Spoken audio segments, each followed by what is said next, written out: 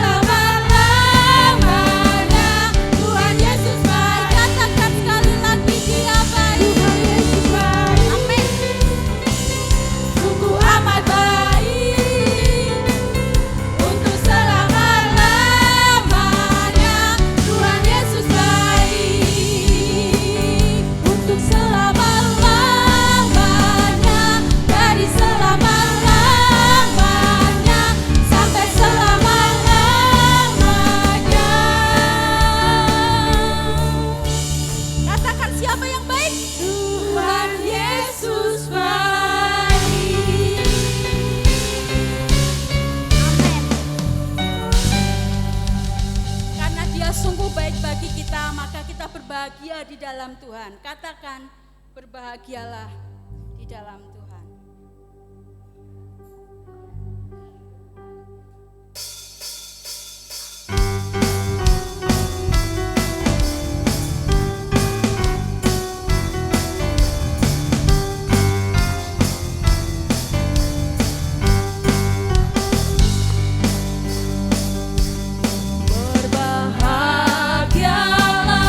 Orang yang takut padamu, berbahagia.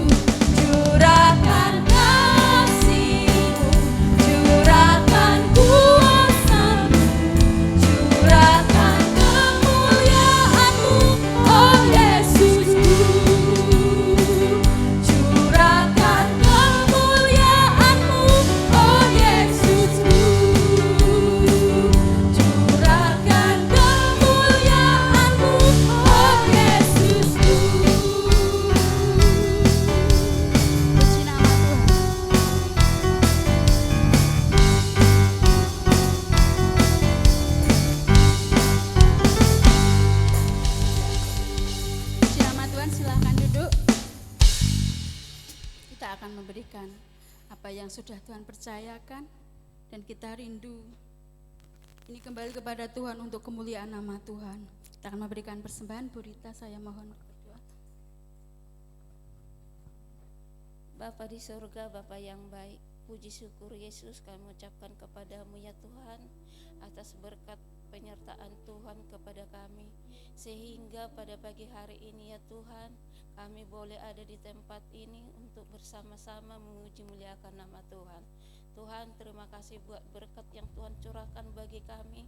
Sebagian berkat itu ya Tuhan kami mau persembahkan kepadamu ya Bapa.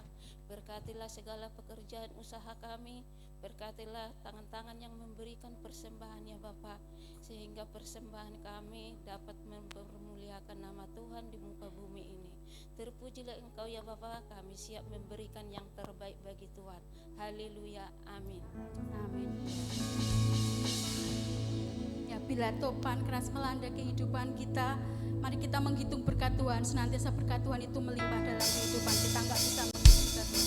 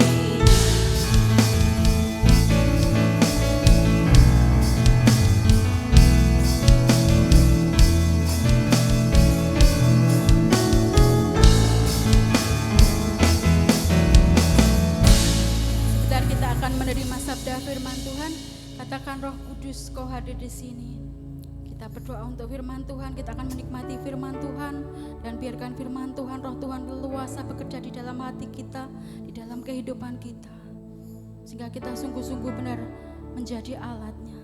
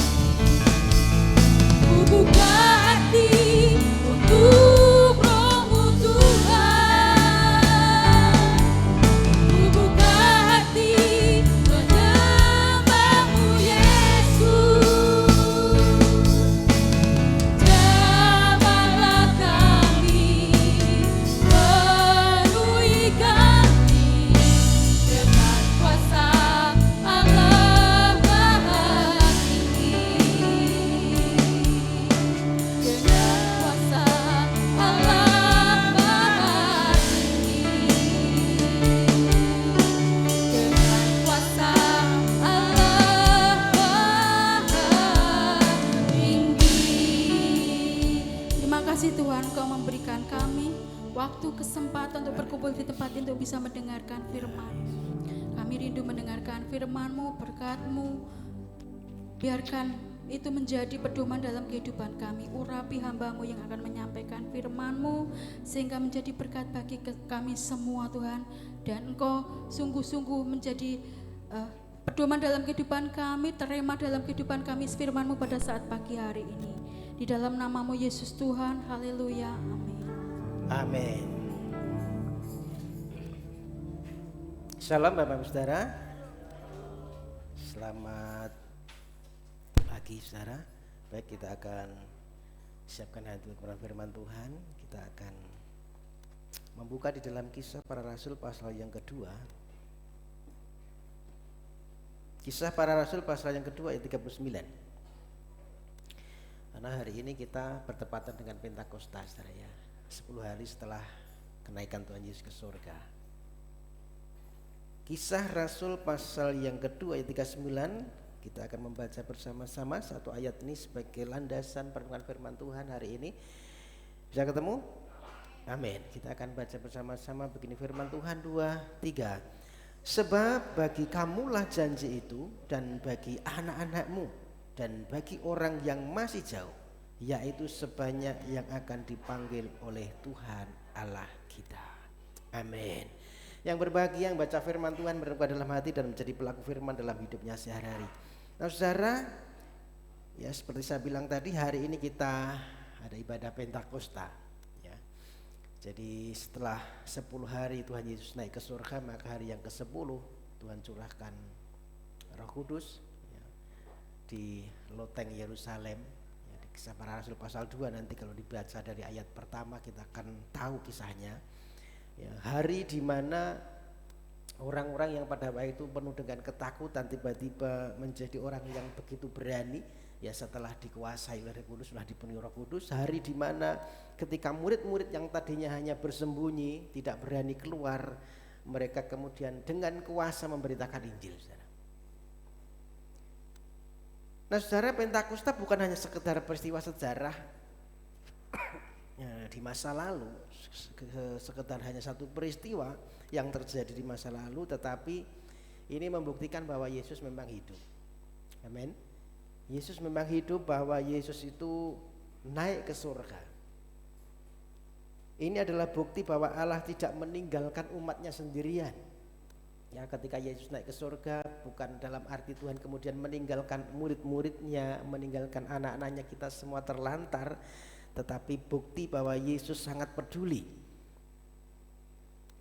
Ini juga menjadi bukti bahwa Yesus itu menggenapi janjinya. Ya, karena sebelum dia naik ke surga, Yesus sudah memberikan satu janji, tunggulah kamu ya di Yerusalem. Maka akan menerima kuasa kalau Roh Kudus turun atas kamu. Itu janji Tuhan, dan itu bukti bahwa Yesus akhirnya menggenapi janji Tuhan, saudara. Nah Bapak Ibu saudaraku, indikasi Tuhan, banyak orang sulit percaya kepada janji. Kalau kita bicara janji, ya banyak orang yang terlalu sering dikecewakan dengan janji. Kenapa? Ya manusia berjanji. Orang-orang politikus berjanji tetapi hanya janji kosong, saudara. Ada janji, suami istri berjanji ketika diberkati. Aduh maaf saudara. Di gereja berjanji untuk setia sehidup semati saat susah maupun senang, tetapi kemudian ada salah satu yang mengingkari janji, melanggar janji. Ada janji dari teman kita, kawan kita yang berjanji tetapi kemudian pada hari hanya tidak menepati. Jadi kalau bicara janji dari manusia memang seringkali kita dikecewakan, saudara. Tetapi hari ini kita bicara tentang janji Allah. Janji Allah yang tidak pernah ingkar. Allah bukan manusia sehingga ia berdusta. Amin. Sehingga pastinya pasti digenapi. Kalau Allah berjanji pasti digenapi. Nah saudara, Bapak Ibu yang dikasih Tuhan, Kisah Para Rasul pasal yang kedua ini menceritakan bagaimana Roh Kudus itu turun ya, nanti baca sendiri kisahnya. Bagaimana terjadi seperti ada tiupan angin yang keras, kemudian ada lidah-lidah api yang dia hinggap di atas kepala para murid pada waktu itu. Orang-orang banyak yang heran. Murid-murid kemudian dia berbahasa yang lain, berbicara dalam bahasa yang lain. Banyak orang yang kagum, orang yang bingung. Orang bahkan ada yang mengejek, ini orang sedang mabuk gitu ya. Tetapi nanti kalau kita melihat di situ, kemudian Petrus yang dikuasai Roh Kudus kemudian dia berdiri. Petrus yang dulunya menyangkal Yesus, Petrus yang dulunya itu penuh dengan ketakutan, sekarang penuh kuasa, dia berdiri dan berkhotbah. Nah, saudara bisa baca kisahnya nanti. Petrus itu khotbah dan 3.000 orang bertobat, saudara. Artinya ada kuasa. Setelah mendengar khotbah itu banyak orang tersentuh hatinya dan kemudian dia berkata, apa yang harus kami lakukan, kan gitu. Petrus kemudian berkata, bertobatlah dan hendaklah kamu masing-masing memberi dirimu dibaptis. Nah, saudara, Bapak Ibu, kemudian di ayatnya ke-29 kemudian Petrus melanjutkan begini, sebab bagi kamulah janji itu. Nah, saudara, hari ini kita akan melihat bahwa janji Allah itu masih berlaku dalam kehidupan kita. Bukan hanya ketika peristiwa di Yerusalem pada waktu itu, tetapi juga buat kita. Roh Kudus belum berhenti bekerja. Amin. Kuasa Allah masih sama dulu, sekarang dan selamanya. Api Pentakosta itu masih ada dan belum padam sampai hari ini. Maka yang pertama kita akan belajar untuk siapa janji itu. Janji bagi siapa? Bagian pertama, sebab bagi kamulah janji itu. Sudah perhatikan kata pertama yang ditulis, bagi kamulah. Artinya Allah berbicara kepada, ya konteksnya pada waktu itu kepada orang-orang yang hadir pada saat itu, saudara. Allah berbicara kepada orang-orang secara pribadi, secara personal, bagi kamu. Jadi Tuhan itu tidak hanya berbicara secara umum kepada gerejanya, tetapi juga berbicara kepada saya dan saudara secara pribadi. Artinya, saudara, kalau Tuhan bicara secara pribadi, Tuhan itu mengenal secara pribadi kehidupan saya dan saudara. Ketika saudara menangis, tidak ada orang yang lain tahu, maka Tuhan mengerti. Amin. Ketika saudara bergumul, saudara tidak cerita kepada orang lain, maka pastilah Tuhan tahu. Ketika saudara mungkin menyimpan luka-luka hati yang tersembunyi, yang tidak pernah diceritakan kepada orang lain, Tuhan pasti tahu. Ketika saudara berdoa orang lain tidak dengar, Tuhan pasti dengar. Amin. Karena Tuhan bicara secara pribadi, secara personal. Bagi kamulah janji itu. Nah, saudara, mungkin hari ini kita datang dengan keadaan yang letih secara rohani. Dalam keadaan yang mungkin kita datang dengan kecewa. Ada yang lelah mungkin dengan masalah keluarga, masalah sakit, masalah apapun, mulai kehilangan semangat. Ada yang bergumul dengan banyak hal, saudara. Dan hari ini mungkin kita merasa Tuhan kok sepertinya jauh. Ya. Ada mungkin yang datang dengan hati yang kosong. Dengarkan baik-baik firman Tuhan hari ini. Tuhan berkata janji itu masih berlaku untukmu hari ini. Amin. Untuk generasi sekarang ini, saudara, saya dan saudara. Nah, masalahnya banyak orang Kristen yang dia tahu tentang Roh Kudus, ngerti tentang Roh Kudus, tetapi hidupnya tidak ada di dalam kuasa Roh Kudus, saudara. Hidupnya tidak ada dalam pimpinan Roh Kudus. Mereka percaya Roh Kudus ada, percaya mujizatnya itu ada, percaya bahwa Tuhan itu masih sanggup bekerja. Tetapi kenapa hidupnya masih kering? Hidupnya masih putus asa, hidupnya masih gampang kompromi, jatuh dosa, hidupnya seringkali kehilangan sukacita, tidak memiliki kuasa atau otoritas secara rohani, saudara. Masalahnya hanya tahu Roh Kudus, ngerti ada Roh Kudus, tetapi tidak hidup dalam kuasa Roh Kudus. maka kita tidak mengalami apa-apa. Nah hari ini saudara, Tuhan mau bukan hanya kita ngerti tentang Roh Kudus, tetapi mari kita mengalami kuasa Roh Kudus. Katakan amin. Hidup dalam pimpinan Roh Kudus, saudara.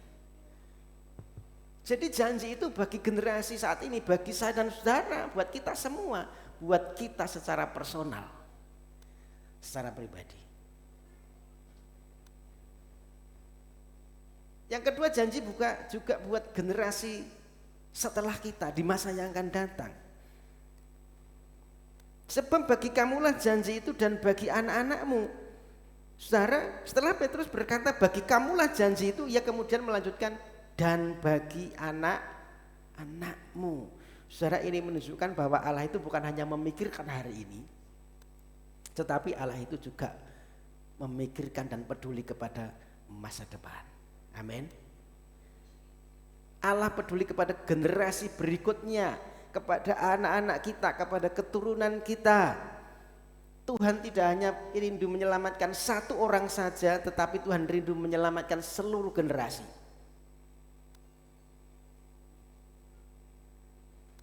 Jadi saudara, Pentakosta itu bukan hanya tentang pengalaman pribadi seseorang saja, tetapi juga bicara pewarisan rohani, saudara. Pewarisan kepada generasi penerus kita, pewarisan kepada anak-anak kita, kepada keturunan kita, kepada generasi yang akan datang.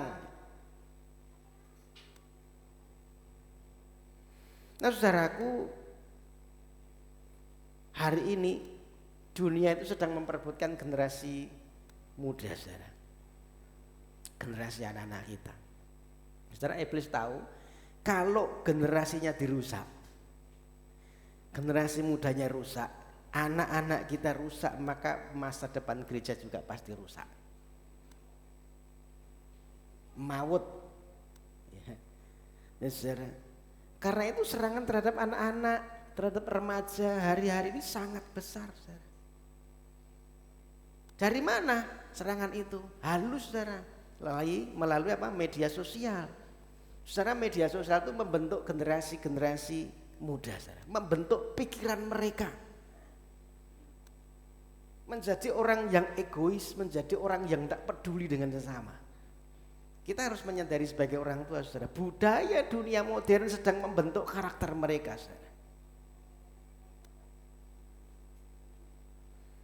Saudara tahu internet itu membentuk cara mereka memandang kehidupan.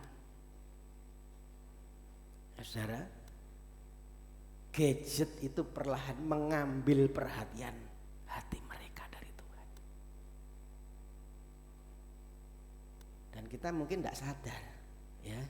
Orang tua mungkin nggak sadar, orang tua enak kok anaknya dicekli HP wis meneng. Tapi tahukah saudara, perlahan gadget itu mengambil perhatian mereka, hatinya diambil. Hari ini saudara, banyak orang, banyak anak-anak ya lebih mengenal apa? TikToker. Anak-anak lebih mengenal TikToker, lebih mengenal YouTuber.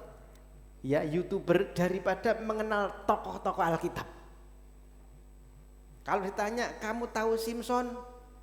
Enggak tahu. Tetapi kalau TikToker ngerti, saudara. Kamu tahu kisahnya Samuel? Enggak ngerti. Tapi kalau YouTuber tahu.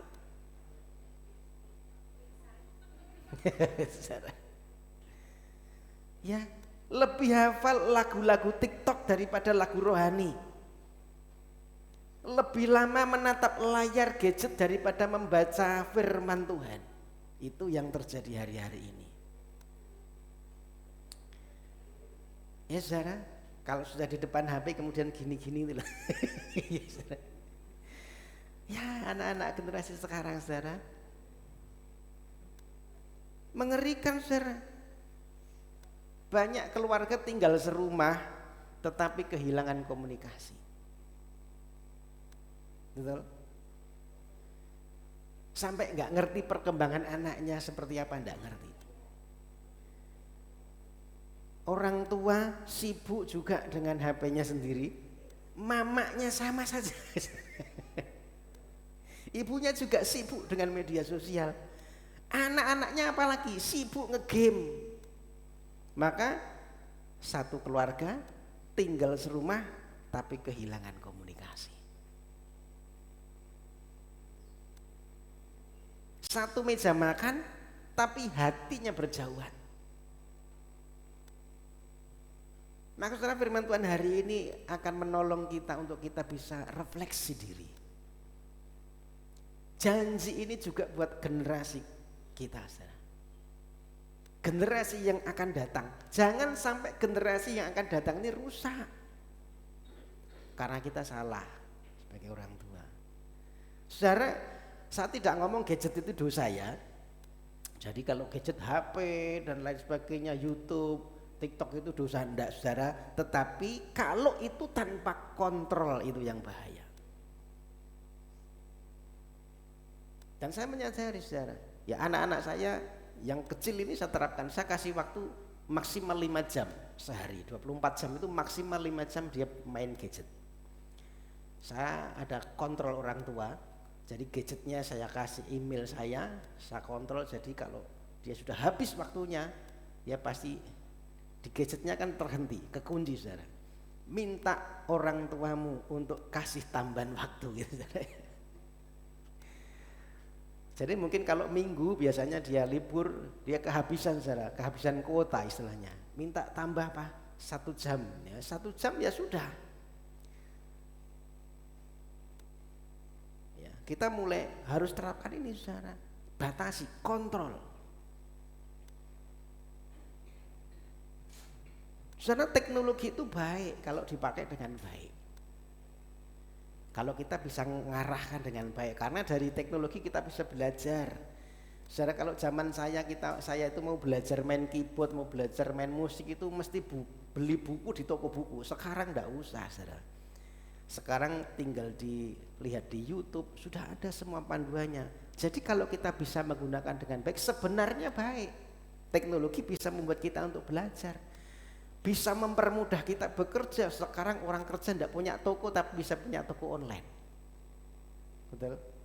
Bisa mempermudah kita kerja. Bahkan secara firman Tuhan lebih simpel sekarang. Kita zaman dulu kalau ke gereja harus bawa Alkitab Bible yang gede kayak punya Pak Paino ini saudara ya. Ya. Kan mesti gitu. Sekarang kan tidak perlu juga seperti itu. Kita cukup pakai HP Android kecil, bisa bawa kemana? Bisa, saudara. Ada firman Tuhan di situ. Firman Tuhan tidak harus dibaca. Firman Tuhan ada firman Tuhan audio sekarang. Kita malas baca, tinggal pencet, dibacakan, kita dengerin. Kalau kita bisa kontrol dengan baik. Tetapi kalau ini tanpa hikmat, saudara, gadget bisa menjadi pintu kehancuran rohani, terutama buat generasi setelah kita, saudara. Akhirnya apa? Anak-anak kehilangan fokus. Saudara, saya kadang memperhatikan anak saya, kalau dia sudah main HP, kita mau panggil 2 kali 3 kali, nggak respon, saudara. Sibuk, kehilangan fokus, kehilangan disiplin, akhirnya jadi males. Bisa juga kehilangan sopan santun, betul? Ya, diajak ngomong nggak liatin orang yang ngomong, sambil lalu, saudara. Nah, bahayanya bisa-bisa kehilangan takut akan Tuhan. Kenapa? Karena sudah terlalu terikat dengan media, dengan dunia digital.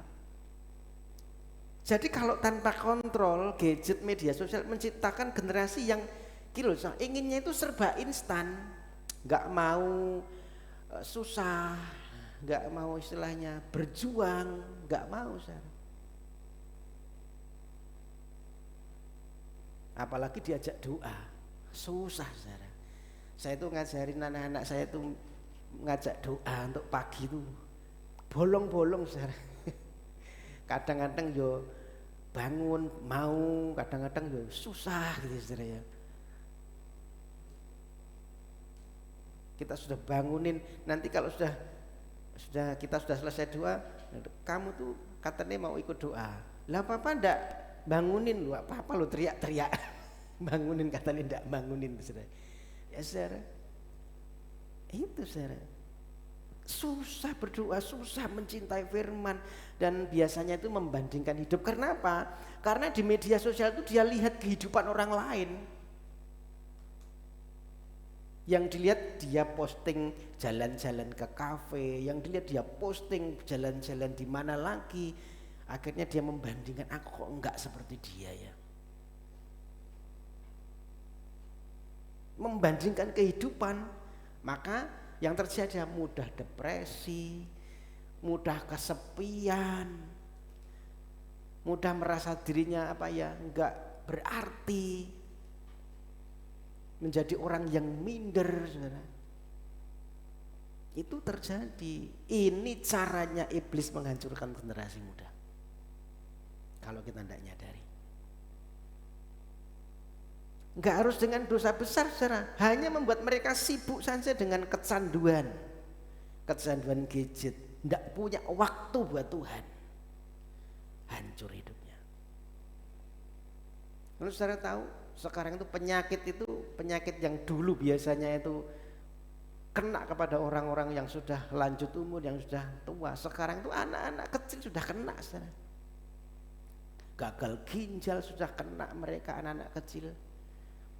Beberapa hari yang lalu saya ada media memberitakan anak 10 tahun kena serangan stroke. Kan aneh, saudara ya. 10 tahun itu loh, anak kecil 10 tahun kakinya diseret-seret gini-gini, saudara. Anak 10 tahun. Kenapa? Kecanduan gadget. Dia tidak pernah aktivitas yang lain, hidupnya cuma sibuk dengan gadgetnya, tidak pernah keluar dengan teman-temannya. Waktunya habis itu kurang aktivitas, kena stroke dini, saudara. Kemarin kita ketemu dengan ada temannya istri saya, umur 10 tahun stroke juga. Umur 30 tahun. Umur 30 tahun stroke, saudara. Biasanya kan yang orang kena stroke itu kan sudah biasanya, saudara ya. Kalau dulu itu kan sudah ya paling 60 lah. 60, 50, 60. Sekarang enggak, saudara. Ya. Sekarang itu masih kecil-kecil sudah gagal ginjal, sudah kena stroke dini, diabetes ada. Jadi saudara, ini iblis kerjanya halus menghancurkan generasi muda kita. Maka secara gereja dan keluarga harus bangun. Amin. Saya dan saudara harus bangun, harus dipenuhi Roh Kudus. Amin. Generasi berikutnya kalau tanpa Roh Kudus hilang arah, saudara. Kalau orang tua nggak mau jadi teladan rohani, dunia akhirnya menjadi guru buat mereka. Saudara, anak-anak bukan hanya harus belajar dari apa yang tidak hanya belajar dari apa yang kita katakan, tetapi mereka belajar dari apa yang kita kerjakan. Maka kita perlu meneladani mereka. Memberikan contoh buat mereka, karena ya mereka tuh lihat kehidupan kita dan saudara, saya dan saudara, orang tuanya berdoa enggak sih, orang tuanya ibadah enggak sih, orang tuanya mengasihi Tuhan enggak sih, rumah tangganya seperti apa sih, apakah dipenuhi hadirat Tuhan atau dipenuhi hadirat yang lain, apakah ada damai sejahtera atau ada piring terbang di dalam keluarganya. Itu yang dilihat mereka, saudara. Jadi saudara, warisan yang terbesar itu bukan uang. Saya bukan bicara kita tidak boleh mewariskan uang kepada mereka, tetapi warisan terbesar adalah iman kita buat mereka. Amin. Maka hidup saya dan saudara harus penuhi Roh Kudus. Tuhan merindu menyelamatkan semua, saudara. Bukan hanya saya, bukan hanya kita, generasi masa kini, tetapi juga generasi masa yang akan datang. Tuhan pengen selamatkan. Jadi secara hati Tuhan itu sebenarnya buat keluarga. Tuhan tidak hanya memanggil secara individu, tetapi Tuhan pengen memulihkan semua generasi. Pentakosta itu harus terjadi di dalam rumah tangga. Jangan hanya mencari hadirat Tuhan di gereja, saudara. Maka di rumahmu harus ada doa. Amin. Di rumah tanggamu harus ada mezbah doa. Firman Tuhan harus diajarkan di situ melalui teladan. Harus menaikkan pujian, ucapan syukur di situ di tengah-tengah keluarga. Anak-anak perlu melihat Yesus itu nyata di tengah-tengah keluarga, saudara. Bukan hanya di gereja. Tidak hanya cukup dengan pendidikan yang formal, pendidikan sekuler, saudara. Mereka butuh Roh Kudus. Amin. Anak-anak kita butuh Roh Kudus, saudara. Jadi dunia sedang membentuk generasi kita itu setiap hari. Maka kita harus bangkit, kita harus bangun, orang tua harus ngerti ini. Keluarga harus dipenuhi Roh Kudus. Hidup dalam pimpinan Roh Kudus, sehingga kalau keluarga hidup dalam pimpinan Roh Kudus akan lahir anak-anak yang mencintai Tuhan juga. Generasi yang cinta Tuhan. Saudara, jangan hanya membawa mereka kepada sekolah yang baik. Mungkin kita bangga dia punya prestasi, sekolahnya baik, tetapi lebih banggalah kalau mereka mengenal Yesus. Amin. Kenapa? Dasar firman-Nya Tuhan, janji itu bukan buat saya dan saudara saja, janji itu juga buat mereka, bagi anak-anakmu. Kalau kita tidak mempersiapkan anak-anak kita untuk menerima janji, ya mereka gak tahu janjinya apa, gak ngerti, saudara. Janji itu buat mereka. Dan juga yang ketiga, janji itu buat semua bangsa, saudara ya. Janji buat semua bangsa, buat orang-orang yang jauh, bagi orang-orang yang masih jauh, yaitu sebanyak yang akan dipanggil oleh Tuhan Allah kita. Saudara, orang yang masih jauh ini bisa bicara tentang geografis, bicara tentang budaya. Dulu diberitakan di Yerusalem, ya, Injil itu diberitakan, tetapi sekarang kita bisa dengar Injil. Artinya janji itu buat semua bangsa, melampaui batas. Bisa juga bicara tentang jauh secara rohani. Mungkin kita berkata, Pak, aku orang berdosa, Pak, aku orang yang hidupnya sudah hancur. Maka dengarkan baik-baik, janji ini masih tersedia. Tidak ada dosa yang terlalu besar yang tidak bisa diampuni Tuhan. Tidak ada hidup yang terlalu hancur sampai tidak bisa dipulihkan Tuhan. Saudara, kita mesti ingat, kasih karunia Allah itu lebih besar daripada dosa manusia. Amin. Berikutnya, bagaimana kita bisa menerima janji Allah? Bagian yang ketiga, yang kedua. Saudara, Petrus tidak hanya memberitahukan tentang janji, tetapi juga ia menjelaskan bagaimana seharusnya kita merespon janji itu. Maka di ayat yang ke-38 Petrus berkata begini, bertobatlah dan hendaklah kamu masing-masing memberi dirimu dibaptis dalam nama Yesus Kristus untuk pengampunan dosamu, maka kamu akan menerima karunia Roh Kudus. Yang pertama bicara bertobat. Saudara, sebelum Petrus berbicara tentang karunia Roh Kudus, Petrus lebih dulu menjelaskan bertobatlah. Ini menunjukkan bahwa pintu untuk kita menuju pemulihan itu dimulai dari yang namanya pertobatan. Amin. Dari pertobatan. Saudara, banyak orang ingin menerima berkat Tuhan tetapi tidak mau meninggalkan dosa. Banyak orang ingin menerima mujizat tetapi hidupnya tidak mau berubah. Banyak orang ingin menjadi berkat tetapi hidupnya masih mempertahankan hidup lama. Maka saudara, diperlukan pertobatan. Pertobatan ini menjadi pondasi bagi kehidupan rohani kita. Jadi saudara, pertobatan bukan hanya sekedar menyesal. Ya, banyak orang menyesal ketika tertangkap. Tertangkap melakukan dosa, tertangkap melakukan kesalahan, dia baru menyesal, menangis, mengakui kesalahannya dan bicara saya kilap. Menyesal, tetapi itu bukan bertobat, bukan yang seperti itu, bukan hanya sekedar menyesal, tetapi bertobat itu dia menyadari kesalahannya dan berbalik arah. Saudara tahu Yudas itu menyesal, tapi dia tidak bertobat.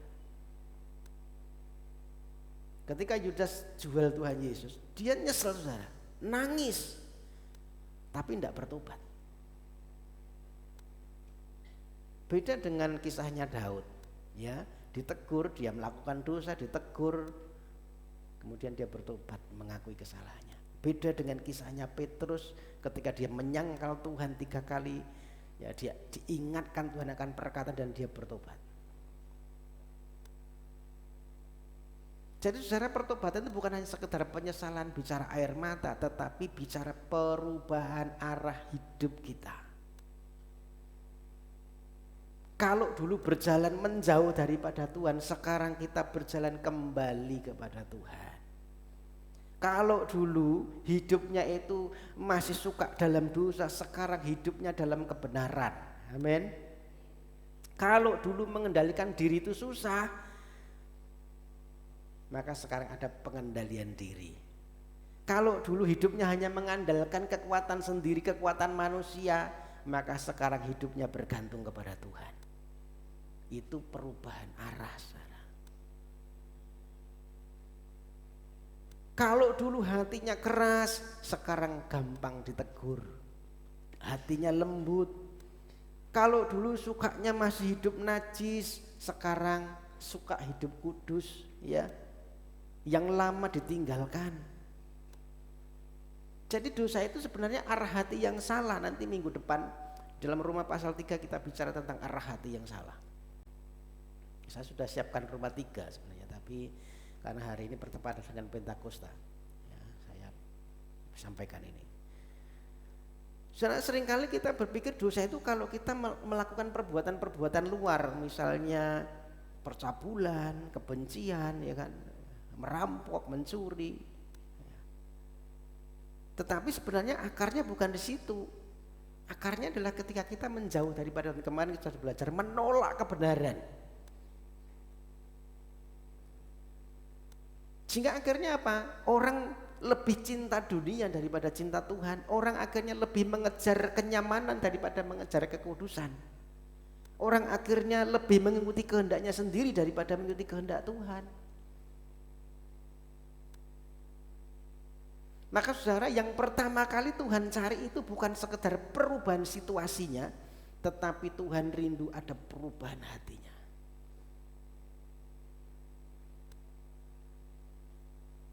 Kenapa kadang-kadang Tuhan belum jawab pergumulan kita? Karena Tuhan sebenarnya pengen lihat ada perubahan di hati dulu. Ketika kita mungkin berdoa, Tuhan aku pengen dipulihkan ini itu, aku pengen ya mengalami mujizat seperti ini, aku pengen begini begitu. Sepertinya Tuhan gak dengar. Ya, kita mesti introspeksi diri. Jangan-jangan hati kita belum berubah, saudara. Tuhan rindu mengubahkan hatinya dulu, arah hatinya benar dulu. Kalau hatinya benar, hidupnya pasti benar, katakan amin. Karena apa yang dari hati itu meluap keluar. Kalau hatinya benar, hidupnya pasti benar. Jadi saudara, tidak ada kebangunan tanpa pertobatan. Kenapa Niniwe itu diselamatkan Tuhan? Karena mau bertobat, saudara.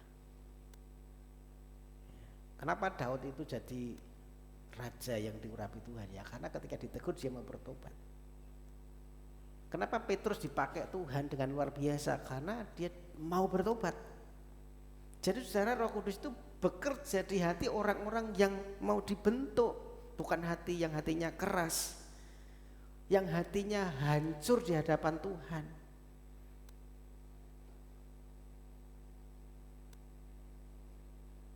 Saudara, tidak ada Pentakosta tanpa pertobatan. Tidak ada pencurahan Roh Kudus tanpa pertobatan. Kita tidak mungkin dipimpin Roh Kudus kalau kita tidak bertobat. Ya, ketika kita hidup sungguh-sungguh bertobat, maka percayalah Tuhan sanggup memulihkan. Amin. Tuhan sanggup menyembuhkan, Tuhan sanggup memperbaharui, Tuhan sanggup memenuhi hidup kita dengan kepuasan secara rohani. Jadi janji itu bagi mereka yang mau bertobat, kemudian bagi mereka yang mau disebutkan memberi diri dibaptis. Saudara, hari ini saya tidak fokus kepada memberi diri dibaptis, tetapi saya singkat saja, baptisan itu bukan hanya sekedar ritual gereja, bukan hanya sekedar deklarasi iman, ya, tetapi baptisan itu juga bukti ketaatan kita, bukti penyerahan hidup kita secara penuh kepada Tuhan. Ya, maka ketika dibaptis itu ya artinya bahwa kita mati dan bangkit bagi Kristus. Hidup lamanya berlalu, yang muncul hidup yang baru. Saudara. Itu baptisan. Saya tidak fokus di sini. Ya, mungkin ini satu judul yang lain nanti. Bicara tentang identitas yang baru dalam hidup kita, baptisan. Ya kemudian kita harus membuka hati untuk Roh Kudus, untuk lawatan Tuhan. Buka hati untuk Roh Kudus bekerja dalam hidup kita. Saudara, kalau tanpa Roh Kudus kita itu mudah jatuh. Makanya beberapa hari yang lalu ya ada bapak-bapak tanya, Pak itu sebenarnya ibadahnya rajin tapi kok seringkali hidupnya itu kok begitu ya Pak. Ya karena tidak mengandalkan Roh Kudus kok. Cuma sekedar pengetahuan. Maka mudah jatuh dalam dosa lagi, mudah kompromi, mudah tawar hati, mudah kalah dengan dosa, saudara. Karena kuasa Roh Kudus tidak bekerja. Makanya ketika Yesus naik ke surga, dia menjanjikan penolong buat kita. Menjanjikan penolong untuk memampukan kita, untuk menghibur kita, menguatkan kita, mengajar kita, untuk menginsafkan kita akan kesalahan kita dan memberikan kuasa supaya kita bisa hidup benar. Amin. Itu Roh Kudus, saudara. Jadi saudara, kalau kekristenan itu tanpa Roh Kudus, itu sama saja dengan agama yang lain, kering saudara. Hanya sekedar tahu doktrin, hanya sekedar tahu firman, tahu pengajaran, tetapi kalau Roh Kudus tidak bekerja dalam hidup kita ya sama saja. Tidak ada perubahan hidup.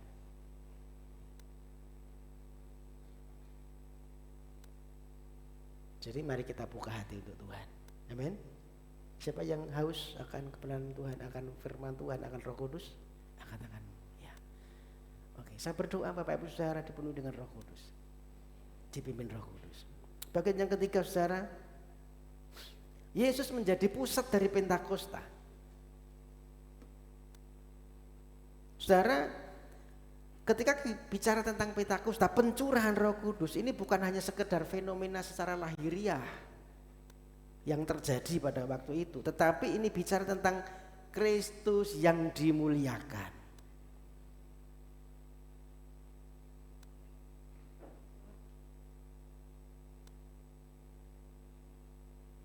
Jadi Roh Kudus itu turun karena karya salib memang sudah selesai.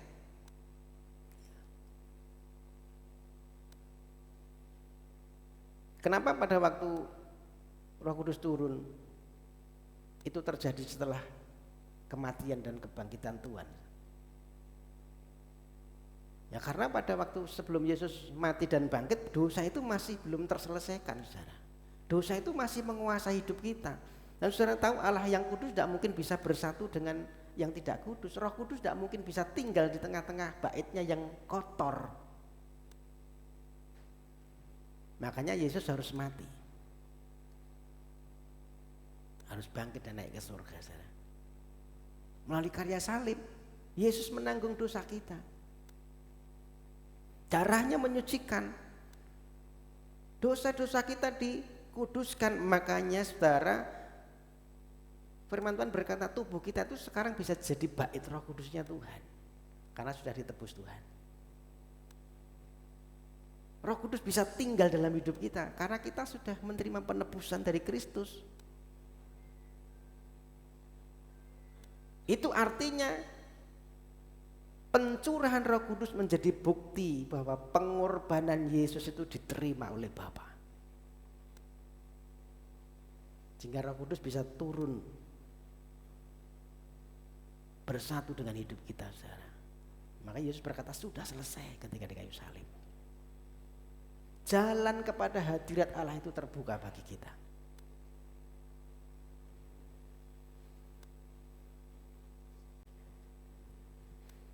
Di dalam Yohanes pasal 16 yang ke-7,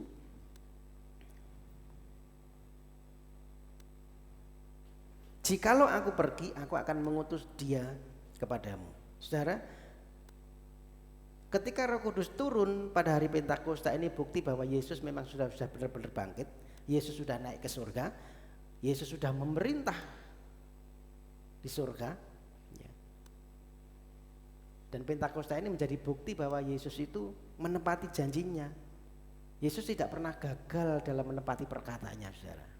Ya, saya sudah sebut manusia bisa gagal, bisa berubah, situasi berubah, tetapi Kristus tetap sama dulu, sekarang, dan selamanya. Amin.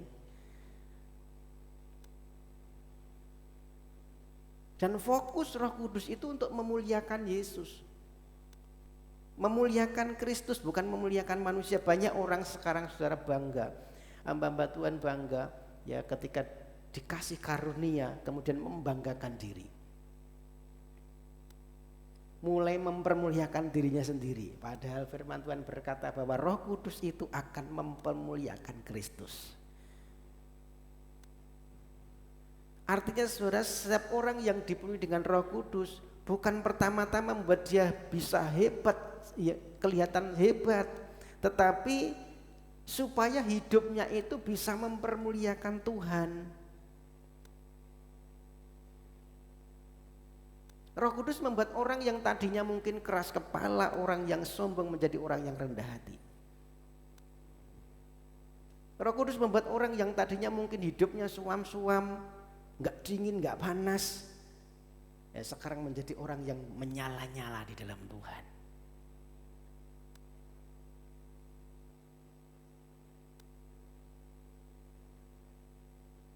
Dan kuasa Roh Kudus diberikan kepada kita supaya kita bisa menjadi saksi Tuhan, mempermuliakan nama Tuhan. Maka itu bicara tentang dunamis, dinamo, ya, satu kuasa. Ya, kalau kita membaca dalam Kisah Para Rasul pasal 1 ayat 8, kamu akan menerima kuasa kalau Roh Kudus turun atas katamu. Ada kuasa yang mengubahkan, kuasa yang memberikan kita keberanian, kuasa yang membuat kita akhirnya bisa melakukan perkara-perkara yang besar. Kuasa yang membuat kita akhirnya bisa menjadi saksi Tuhan. Amin. Sehingga hidup kita mempermuliakan nama Tuhan. Jadi hari ini kalau kita bicara tentang Pentakosta pencurahan Roh Kudus, maka hidup saya dan saudara, orang yang dipenuhi Roh Kudus hidupnya mempermuliakan nama Tuhan. Amin. Mempermuliakan Kristus. Bagian terakhir saudara, inilah tanda orang yang menerima janji Allah. Hidupnya pasti berubah.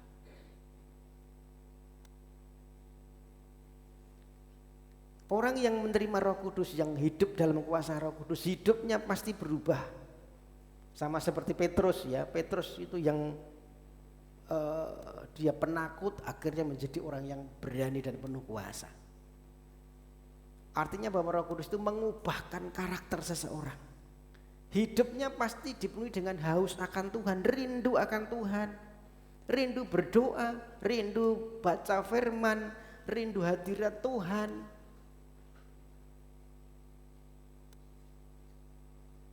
Dan dipastikan orang yang hidup dalam kuasa Roh Kudus pasti menjadi saksi Tuhan. Ya. Kita akan menjadi saksi Tuhan, memberitakan Injil, menjadi saksi daripada Injil Tuhan.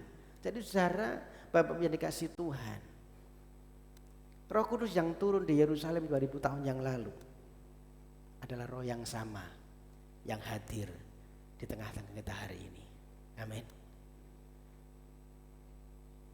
Main musik bisa maju ke depan, singer song leader bisa bantu kita nanti untuk menyanyikan suatu pujian. Yesus sudah mati, namun Yesus juga bangkit. Yesus naik ke surga dan dia memberikan satu janji akan mencurahkan Roh Kudusnya buat kita semua, buat saya dan saudara. Maka Bapak Ibu yang dikasihi Tuhan, jangan lagi kita hidup dalam kekeringan rohani. Ya. Jangan hanya puas dengan kekristenan yang agamawi tanpa kuasa. Hari ini saudara memanggil saya dan saudara, Tuhan memanggil kita semua untuk kita bisa bertobat.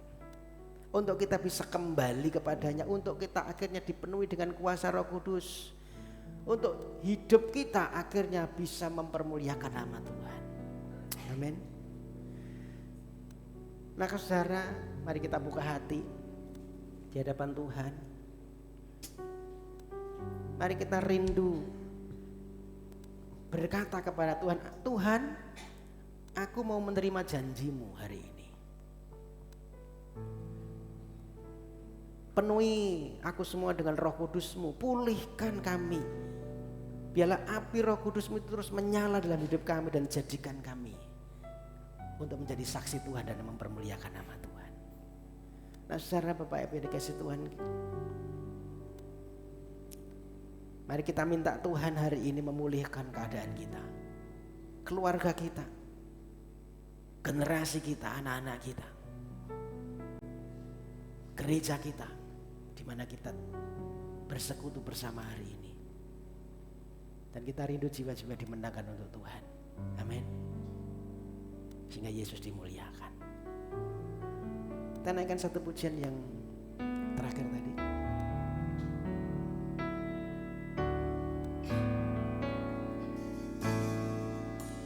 Roh Kudus, Kau hadir di sini. Roh Kudus, Kau mengasihiku. Kau lembut, Kau manis, Kaulah penghiburku, penolongku, diutus Bapa-Ku. Roh Kudus, Roh Kudus, Kau hadir di sini. Roh Kudus, Kau mengasihiku. Kau lembut, Kau manis, Kaulah penghiburku, penolongku, diutus Bapa-Ku. Buka hati, kita pengen berdiri untuk nyanyikan pujian ini dengan kerinduan kita. Buka hati menyembah-Mu Yesus, jamah kami, penuhi kami dengan kuasa Allah Maha Tinggi. Roh Kudus, Kau hadir. Roh Kudus, Kau hadir di sini. Roh Kudus, Kau mengasihiku. Kau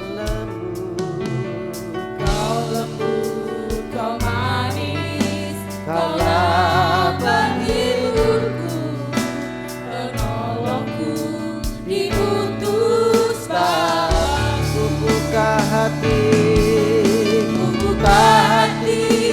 untuk Roh-Mu Tuhan. Buka hati menyembah-Mu Yesus. Jamahlah kami, penuhi kami dengan kuasa Allah Maha. Buka hati untuk Roh-Mu Tuhan. Buka hati menyembah-Mu Yesus. Jamahlah kami, penuhi kami dengan kuasa Allah Maha. Buka hati untuk Roh-Mu Tuhan. Buka hati menyembah-Mu Yesus. Jamahlah kami, penuhi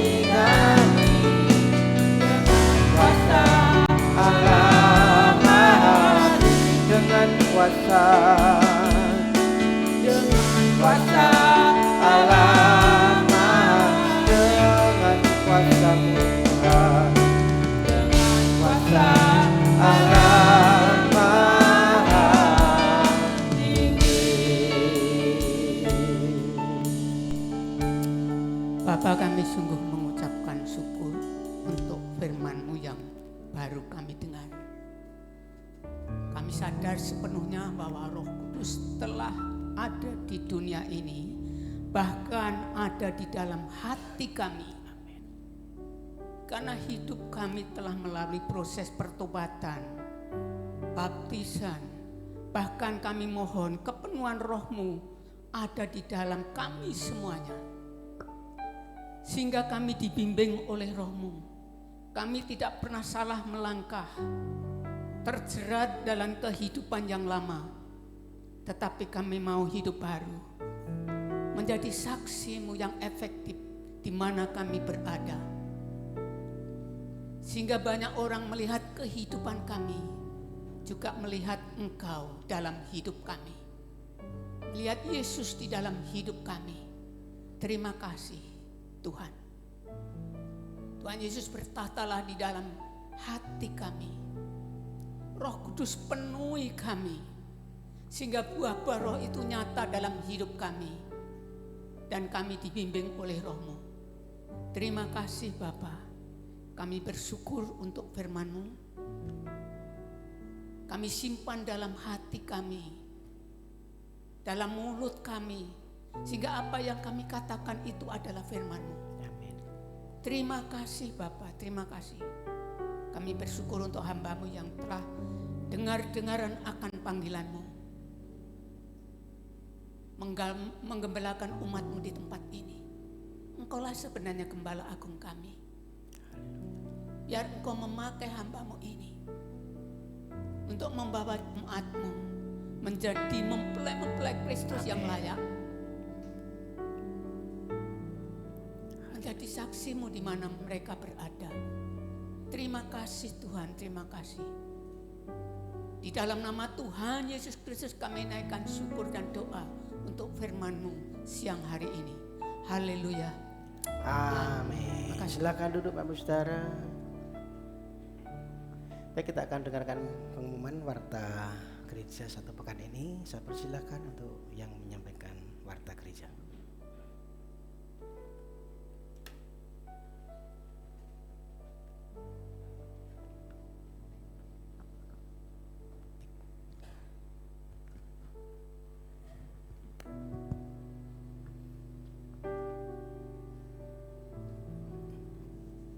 Shalom.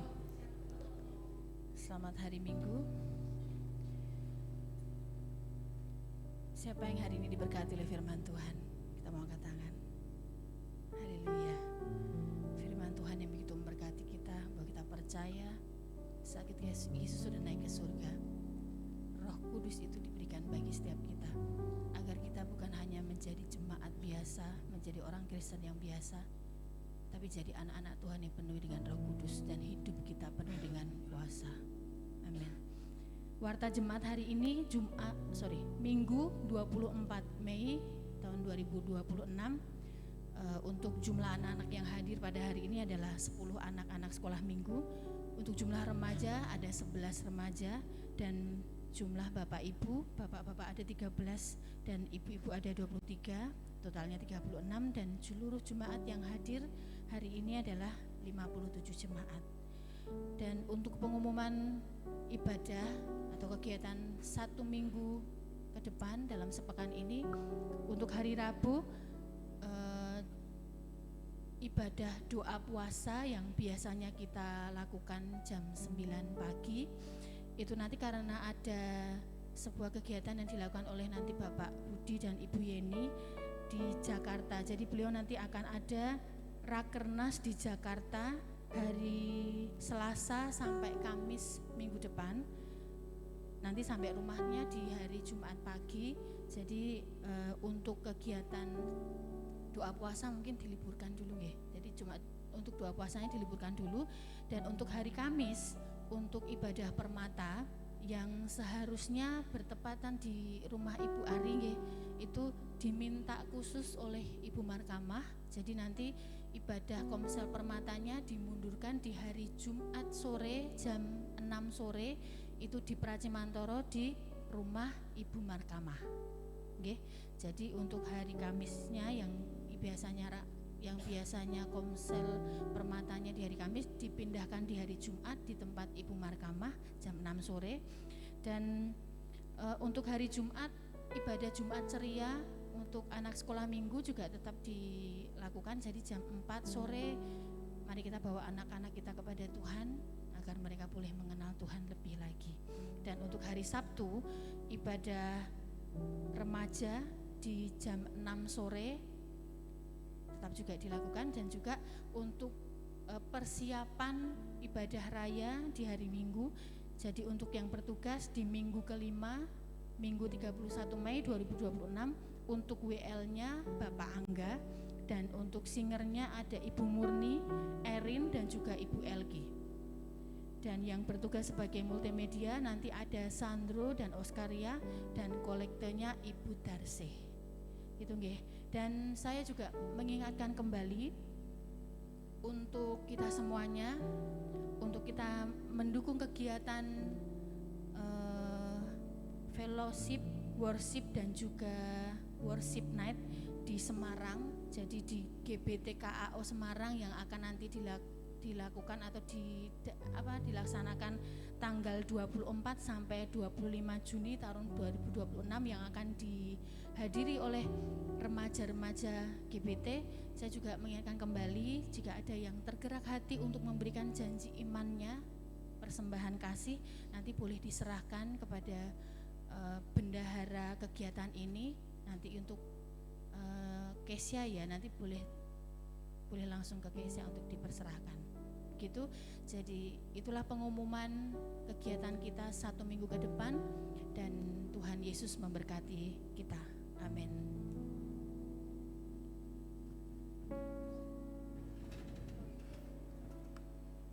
Baik Bapak Ibu Saudara, kita akan akhiri ibadah pagi hari ini.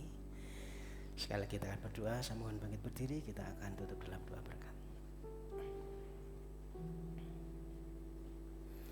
Tuhan Yesus, Bapa yang baik, bersyukur buat hari ini karena sudah Tuhan sertai ibadah kami awal, pertengahan sampai pada bagian akhir.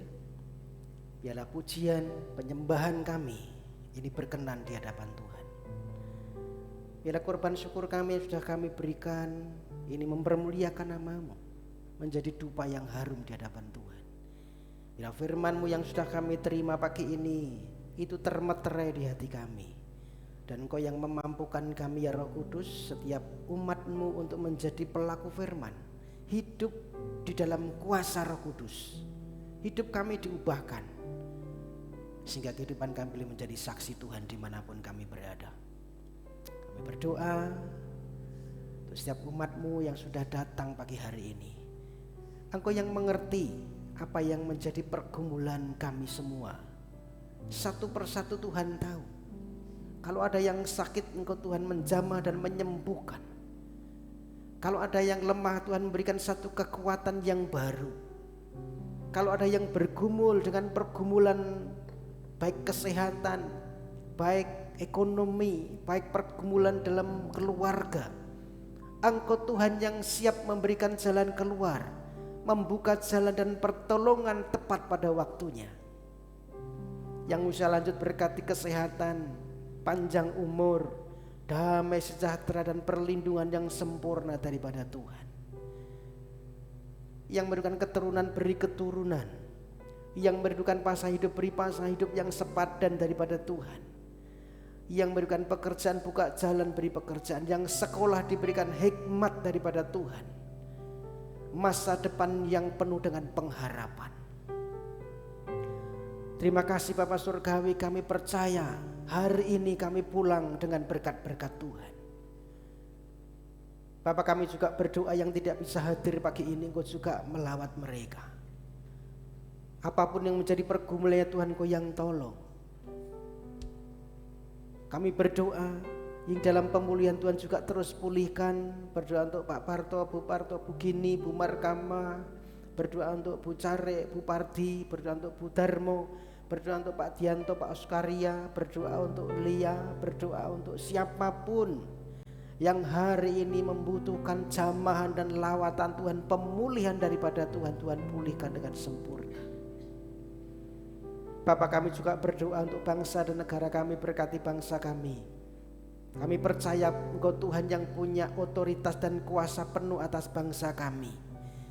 Tuhan, kami rindu lawatan-Mu boleh terjadi atas bangsa kami. Biar Roh Kudus-Mu boleh melawat bangsa kami sehingga terjadi pertobatan buat bangsa ini.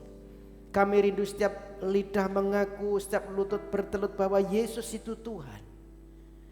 Bapa, berdoa untuk kota kami Wonogiri. Berkati jajaran pemerintahan yang ada di kota Wonogiri ini, Tuhan. Kami berdoa untuk Pracimantoro dan sekitarnya di mana kami tinggal ini. Biar Engkau juga melawat kota kami. Kami rindu pertobatan terjadi. Nama Tuhan dipermuliakan, jiwa-jiwa dimenangkan untuk Tuhan. Maka pakailah setiap gerejamu untuk menjadi saksimu. Terkhusus untuk gereja di mana kami boleh berhimpun bersama, beribadah bersama, bertumbuh bersama gereja Bethel Tabernakel yang ada di Sawan Pracimantoro ini. Gereja ini bertumbuh berkembang. Gereja ini menjadi gereja yang dewasa dan siap menjadi mempelai-mempelai Tuhan. Bertumbuh kualitasnya, bertumbuh kuantitasnya. Kami berdoa melalui gereja ini nama-Mu dipermuliakan, jiwa-jiwa dimenangkan untuk Tuhan. Biar pelayanan mereka terjadi di gereja ini, mimpi-mimpi penglihatan Kau nyatakan. Mereka yang terhilang dibawa kembali kepada Tuhan.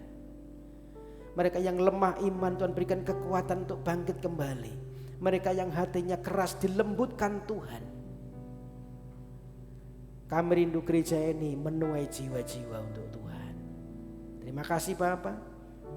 Dan setelah kami beribadah kepada Tuhan dengan sepenuh hati, kami percaya akan pulang dengan kemenangan daripada Tuhan. Kami akan pulang dengan kuasa dari Roh Kudus. Untuk kami boleh menjadi saksi Tuhan dimanapun kami berada. Kami pulang dengan penyertaan Tuhan.